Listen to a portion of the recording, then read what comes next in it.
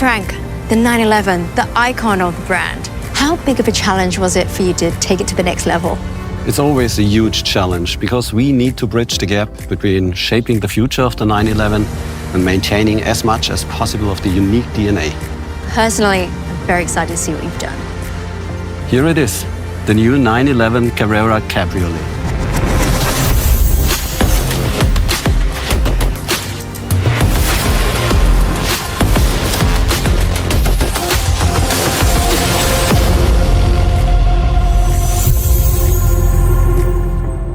It's a stunning car.